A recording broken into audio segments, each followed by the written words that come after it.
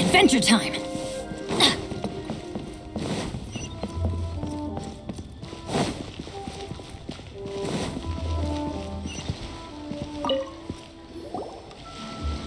Is there anything I can do for you two? I'm afraid that Wangsheng funeral parlor isn't in the best state to receive guests. We've come to see Zhongli. Could you please tell him we're here? Unfortunately, Zhongli isn't here at the moment. It seems he went to Northland Bank. Doesn't the Northland Bank belong to the Fatui? Last time we saw Zhongli was before we went to the Golden House. Do you think he doesn't know about the attack on Liyue? Visiting the Fatui at a time like this could only mean more trouble. We had better go and make sure that everything is okay.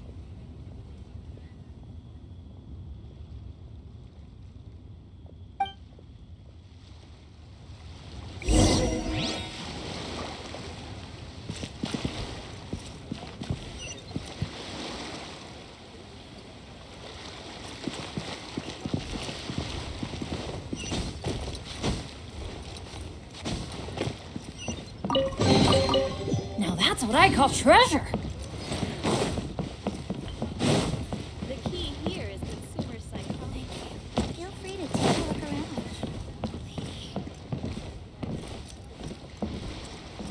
Adventure time!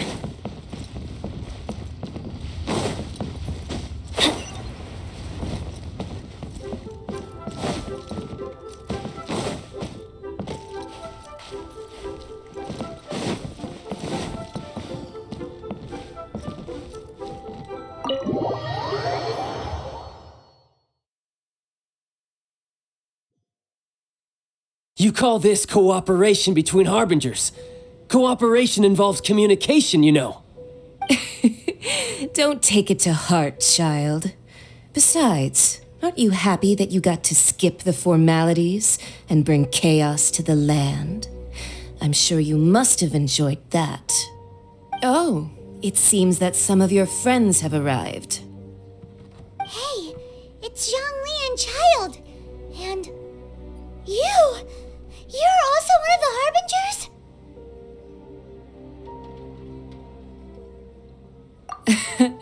It's you two. I believe we've met once before. In the city of Bards, was it? I'm glad you still remember my name. Ah, right. I imagine that it must have been rather hard to forget watching helplessly as something precious was snatched away from your friend.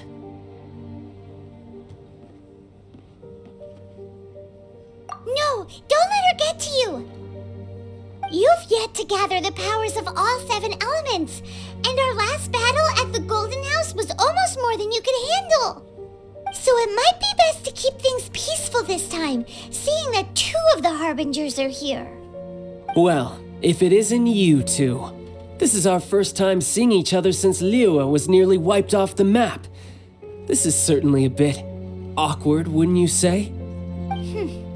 Paimon knew that we should never have trusted a Fatui Harbinger. Oh, now don't say that. Sure, I may have misled you, but I never had anything against you personally. Besides, I thought we were getting along quite well together, didn't you? Except for that little tussle we had at the end.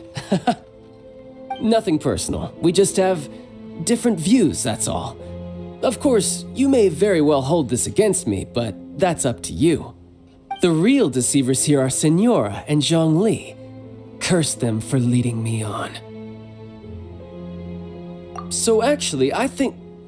Stop wasting time, child. There'll be plenty of time to chat once I'm through here.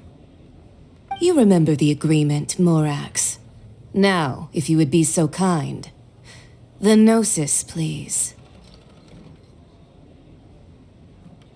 What in the world are you talking about? The contract is fulfilled. That which thou seeketh is now bestowed unto thee. For my promise is solid as stone.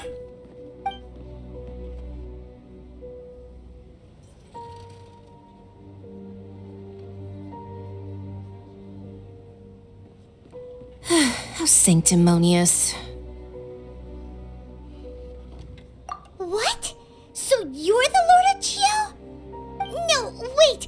That's an exciting twist and all, but why give the Gnosis to the Fatui? I do not give it for free. I give it as agreed upon in the contract, for it is a matter solely between the Tsaritsa and I. Yeah, you don't think you went a little bit too far with that whole fake death thing? Everyone was preparing the ceremony for you, and splat! This big dragon falls out of the sky, and all of Lyric goes into an uproar. Talk about a disaster. Gathering all the forces that had been bubbling behind the scenes, and then stirring them together in a pot that was bound to boil over. That's what he wanted to see, am I right? Wait, what? Perhaps it's best that I explain. As you know, I've dwelt upon this world for more than 6,000 years. It is now 3,700 years ago that I founded Liyue together with the Adepti. Even boulders that can withstand whirlpools will erode with the passing of time. I kept convincing myself that cracks had not begun to form, and that the end of my time had not yet come, until one drizzly day, as I was strolling along the harbor, I heard a merchant tell one of his workers, "You've finished your duties. Go ahead and call it a day."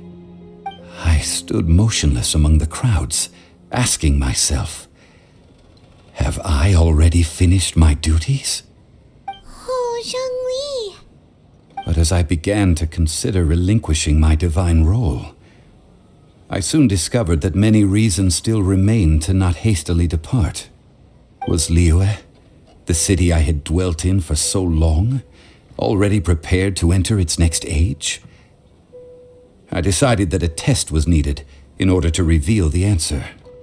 So I feigned my own death, and gathered the cast of Child, the Adepti, and the Liyue Qixing to play their roles together on the stage that was Liyue.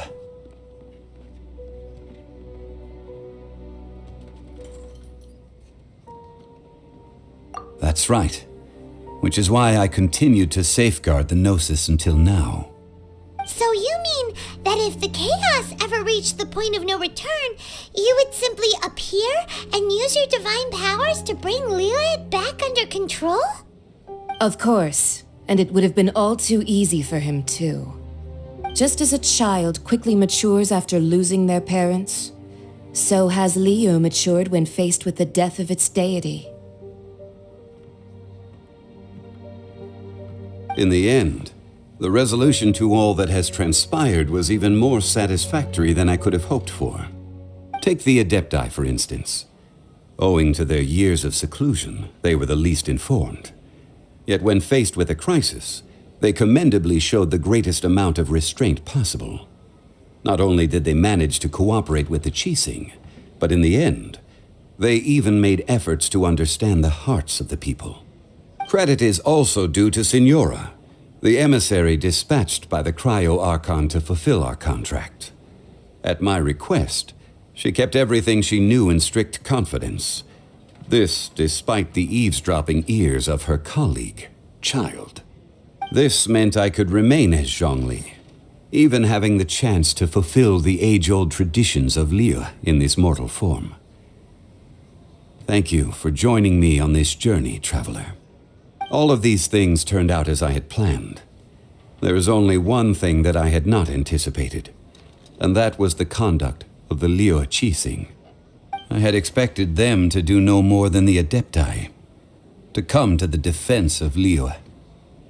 But when all was said and done, they seized the opportunity to supplant Liyue's divine protectors, and used the subsequent power vacuum left by my death to quickly gain complete control of Liyue. Huh? That doesn't sound good at all. On the contrary, I think it is excellent. I had always feared that it was too soon for them to take over from me. And it was also that which I longed for the most. As such, this is the best parting gift anyone could have given this god of old. Hey, what about me? Doesn't anyone feel the least bit of remorse for deceiving me? You've practically kept me in the dark. I think that thanks would be more appropriate. You certainly played no small part in all of this, wreaking havoc and turning the city upside down. The Lord of Geo ought to thank you for your performance, if anything. If you hadn't created the pressure of a battle between mortals, adepti, and a god, the lump of coal resting in the hands of the Geo-Archon, Liu, would never have been able to become a dazzling diamond of a city. Huh? Just whose side are you on, mocking me like that? Are you itching for a fight? Hey, haven't you learned the Leo saying, don't always call it as you see it? Well then, with the Gnosis in my possession, I have no use for such idle chatter. We should return to Zapolyarny Palace and seek an audience with Her Majesty, the Tsaritsa. Come, child. Fine. I'll meet you there later. I'm not sharing a boat with the likes of you. Do as you wish.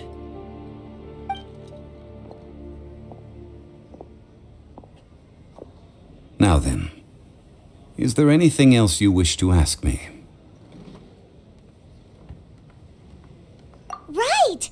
As Zhongli always told us, a good trade is a fair trade. Paimon has no idea what could be a good trade for a Gnosis. Realistically speaking, there is no such thing. Huh? However, I am the god of contracts.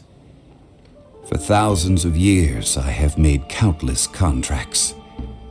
If the deal was of no benefit, then I certainly would not be inclined to agree to it. My agreement with the Cryo-Archon will be the last of my contracts as the Geo-Archon. My contract to end all contracts. As for the bargaining chip that the Tsaritsa used to balance the scales, uncover that answer for yourself in your future journeys.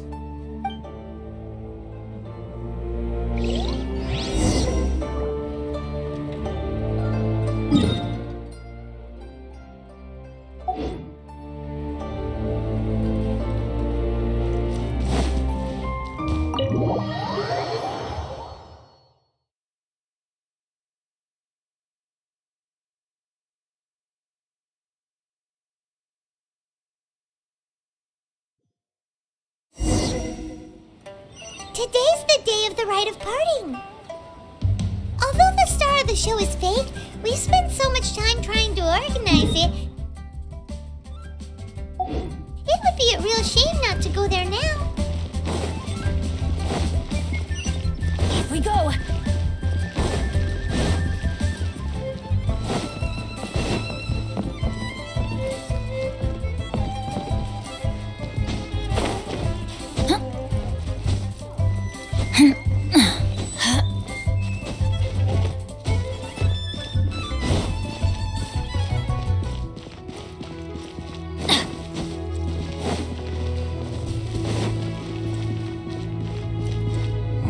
Well, since we're going through with this rite of parting, I guess it means that those rumors hit the nail on the head.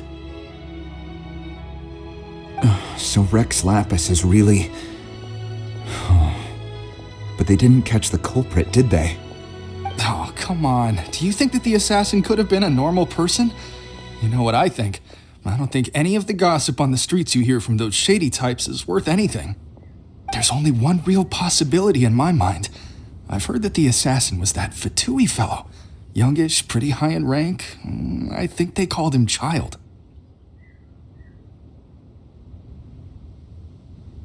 The Fatui? They certainly are very suspicious. Who knows what those greedy, crooked folks... Shh! Lower your voice.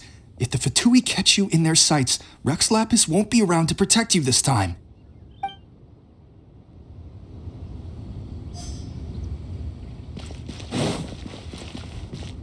You know that god from the ocean couldn't have just shown up out of nowhere.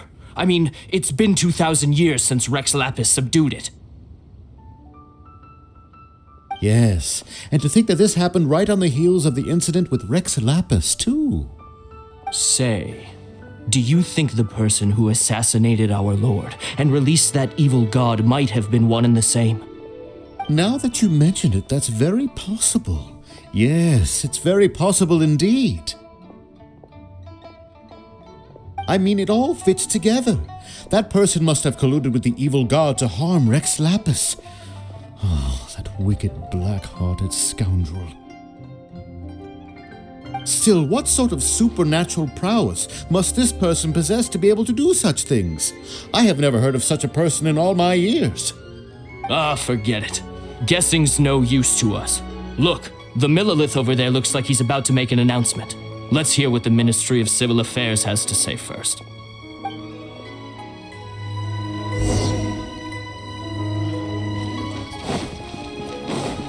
Adventure time! Hear ye all! The Chising's words. Though a dragon soars ageless as the mountains, it too must return to dust. This is common knowledge. Gods and Adepti live glorious lives, but both light and shadow have their season. So too must they face divinely appointed trials. Rumors and hearsay abound on the streets that Rex Lapis was murdered. Now, let the truth be revealed. Having been thwarted in his trial, Rex Lapis's soul has recouped the celestial heights. He beseeches the people of Liyue to grieve not and to let not their hearts be saddened. Nor are they to believe street-born rumors or indulge in baseless speculation.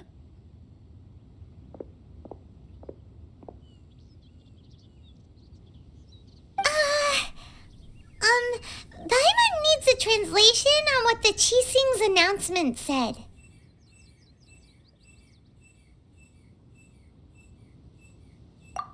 So that's how they're spinning it. Something feels off. Why would they suddenly give up looking for the murderer? Not to mention how this excuse sounds like something they just made up on the spot. Could the Chising already have known that Rex Lapis wasn't dead? But Zhongli said that neither they nor the Adepti knew anything. Did Zhongli tell them in secret after his gnosis changed hands?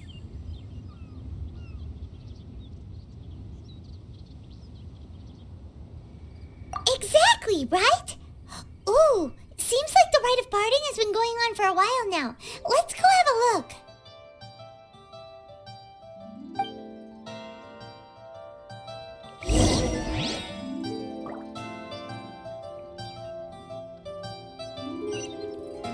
Off we go! Look, it's Ningguang and Keqing. Are they saying something? Are their speeches over? As said previously, Rex Lapis's soul returning to the heavens is the end of the contract.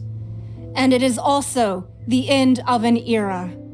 3,700 years of contracts burnt and reduced to ash. We, the people of Liyue, were indeed prosperous. But blinded by our prosperity, we forgot that time can be pitiless.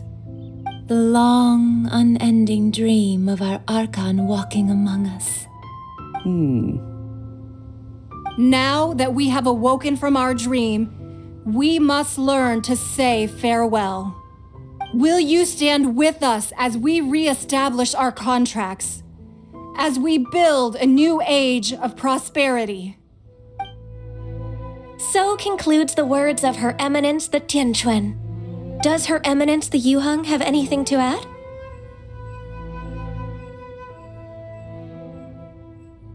Huh? Is she looking this way? Traveler. Yikes! She really is looking our way! Is that the traveler who they say defeated the ancient god?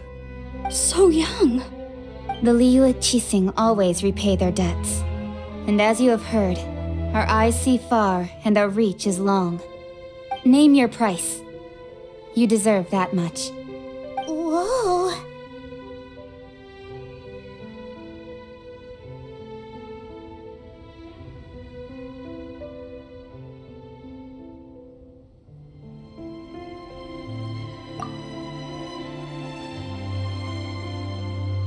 Well, could you help me put up some missing person posters?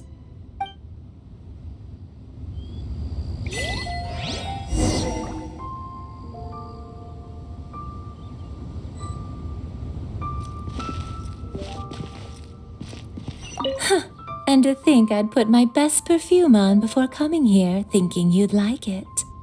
But it seems as if those perfumes really were meant to be offered to Rex Lapis. Well, that's fine. Suffer no rivals in love, they say. And that's 3 gone in 1 stroke.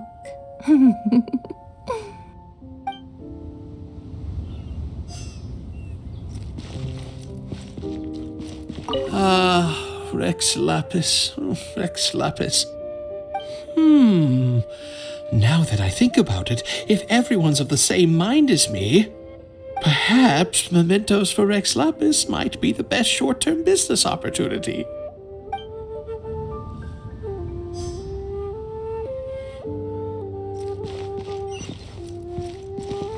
As for the mortals and adepti of Liyue, what shape shall our relationship take from now on?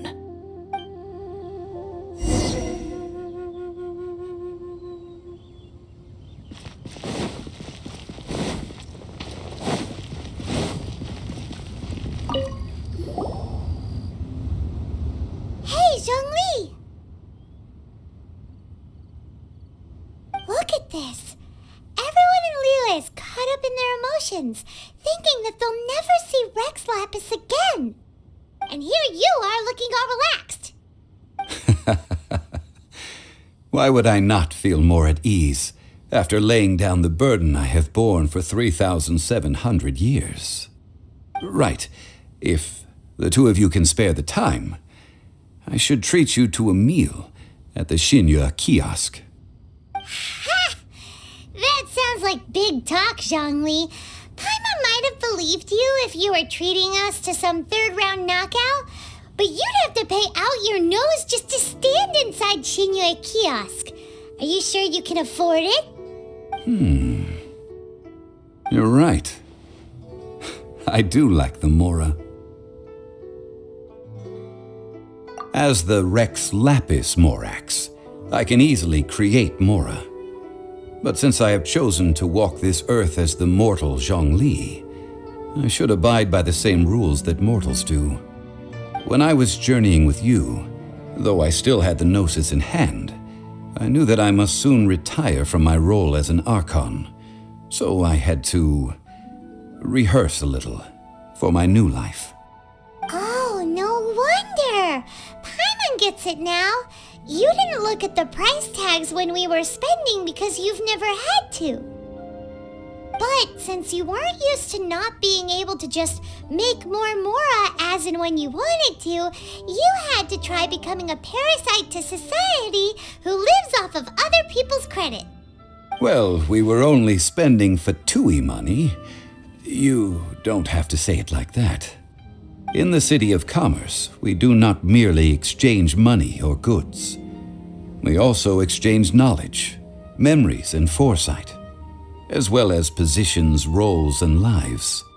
The Archon Morax could never experience life as the true mortal Zhongli could, no matter how many times he descended to be with his people. I must thank you for that. I will treasure the memories that I made as Zhongli, traveling the streets of Liyue with you. That is true. But there is no journey that does not end. No meetings without partings. Paimon thinks that we should make a move and continue our search for the 7. I fear that continuing your journey may be difficult. The nation that neighbors Liyue by sea, Inazuma, is presently closed.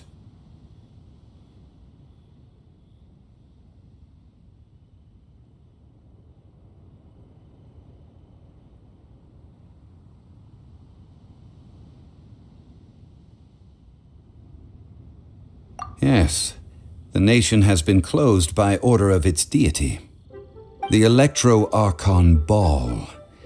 And just as the people of Liyue preferred to call me Rex Lapis, she too goes by another name among locals in Inazuma. Paimon thinks we've heard that one before. Raiden? That is the case. And since Raiden is also the Shogun of Inazuma, people call her the Raiden Shogun.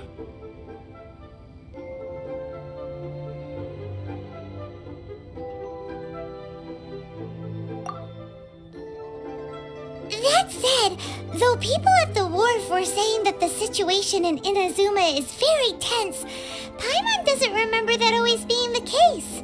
It wasn't that bad last year. Zhongli, since you're Rex Lapis, shouldn't you know something about what's happening there? Just how did Inazuma become a closed nation? It's because of visions. Visions? When faced with circumstances beyond their control, humans often bemoan their lack of power.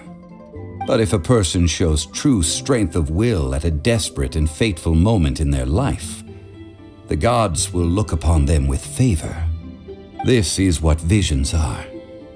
Magical foci bestowed upon those who have been acknowledged by the gods. Uh-huh. That's how people in Teyvat see it. But starting from last year, the Raiden Shogun began promulgating the Vision Hunt Decree. Vision Hunt Decree? Yes.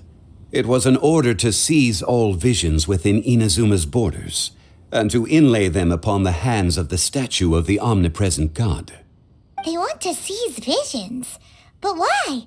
Aren't visions blessings from the gods? I should think that in the Raiden Shogun's eyes, it is precisely because they are divine blessings that they should be under the sole dominion of divinity. Whoa, that's harsh. The Animo Archon is the god of freedom, and the Geo Archon is the god of contracts. For her part, the Raiden Shogun is the god of eternity. It seems as though she has finally decided to eliminate any unstable elements that could pose a threat to her eternal realm. The fact that even I, the oldest of the seven, have now passed away, will only strengthen her resolve to pursue eternity. Knowing her, she must have again quoted that adage she is most fond of when proclaiming that decree to her people. 7 ideals for 7 gods, and of these, eternity is nearest unto the heavenly principles. All right then. Was there anything else you wished to know? That was a good one. Failing a divine trial. How they came up with that excuse, I will never know. That said, the reason why the Qixing were so eager to resolve the incident and stop pursuing the culprit was indeed because they received news in secret that Rex Lapis was not dead. I hinted as much to the Adepti as well. How did I accomplish that, you ask? Have you ever heard of this particularly convenient Adepti art known as gifting dreams and visions? All right then. Was there anything else you wished to know?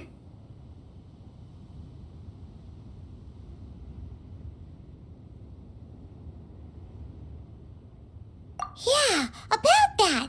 Before the Qixing made their announcement, we listened to a lot of people talking on the way. Most of them put the blame for everything on Child.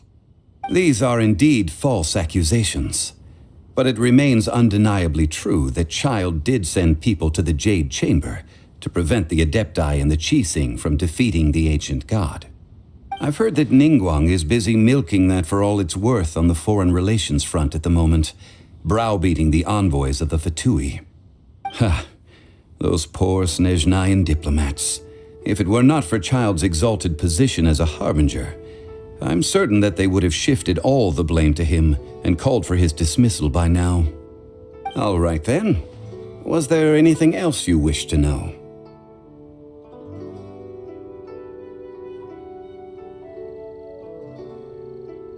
The time of the Adepti has long passed. If even the Liyue Qixing don't want to face that truth, then what future is there for Liyue? Keqing is absolutely right in saying this. Now, though I did laud Ningguang's desire for power, believing this to be a good thing, and thought as a matter of course that she must have been behind the Qixing's plan to take governing power over Liyue from the hands of the gods and Adepti, could the original person who brought up the idea of seizing power have been... All right then. Was there anything else you wish to know?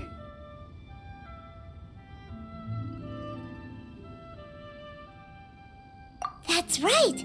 Zhongli, now that you don't have your gnosis, what's going to happen to all the Mora in Teyvat? Since Morax is dead, are they all just gonna disappear? Also, isn't the Golden House the only mint in the entire continent? Will it even continue to work?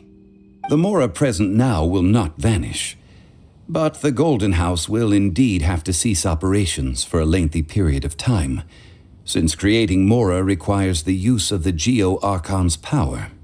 This is terrible! We're all about to run out of Mora! The world is coming to an end! Yes, this is indeed a major issue from a financial standpoint. Well, I suppose we'll just leave such troublesome matters to the Liyue Qixing to debate. Then, did you at least set some private funds aside for yourself? Oh, a private fund. This does seem like a good, logical, common-sense idea. It's a shame. What's a shame? It's a shame that I didn't think of it at the time. All right then. Was there anything else you wish to know?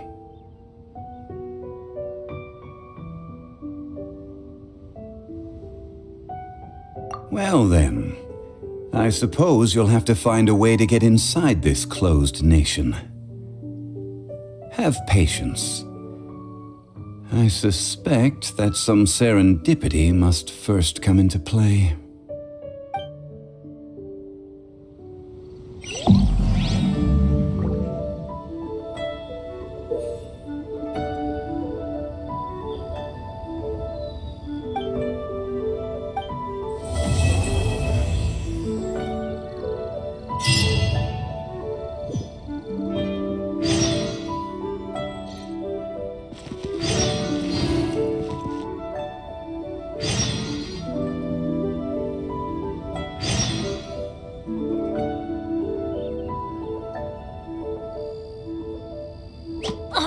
Ow!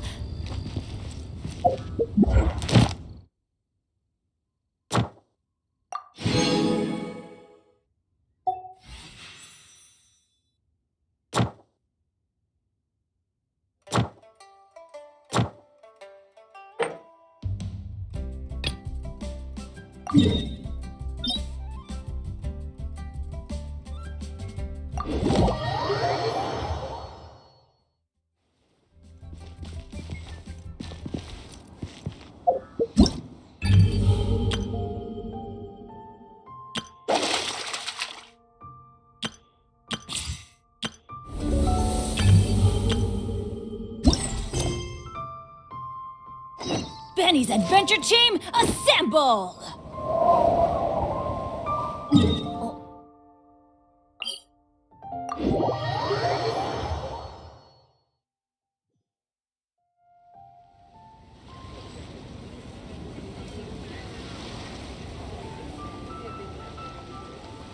Good things come to those who don't wait around. That's what they say anyway.